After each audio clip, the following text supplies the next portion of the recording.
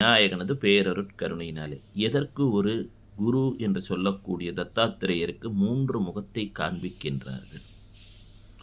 ஒரு 3 என்ற எண்ணின் மகத்துவம் என்ன? இத குறிப்பா வியாழக்கிழமையில தெரிஞ்சுக்கிட்டா இன்னும் சிறப்பு. வியாழக்கிழமைகளிலே எப்பொழுதெல்லாம் குருவை நினைக்கின்றோமோ, தியானிக்கின்றோமோ, வாழ்க்கைக்கு தேவையான அனைத்து நலனும், வளமும் தானாக சேரத் துவங்கிவிடும்.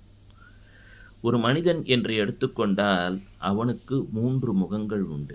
ஒன்று, அவன் கடந்த காலத்தை நினைத்து வருத்தப்பட்டு கொண்டிருப்பான், அல்லது கோபப்பட்டு கொண்டிருப்பான், எதிர்காலத்திலே அச்சப்பட்டு கொண்டிருப்பான். எனினும் நிகழ்காலம் என்றும் ஒன்று உண்டு, அதில் நிலைப்பது ரொம்ப சிரமம்.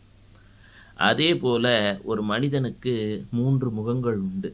ஒன்று, அவன் தன்னைத்தானே நினைத்து கொள்ளக்கூடியது.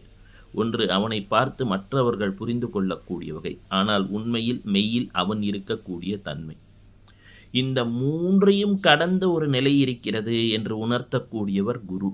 இந்த குருவின் பாதத்தை தியானம் செய்ய துவங்கிவிட்டாலே வாழ்க்கையில் உள்ள சகல சங்கடங்களும் நிவர்த்தியாகும்.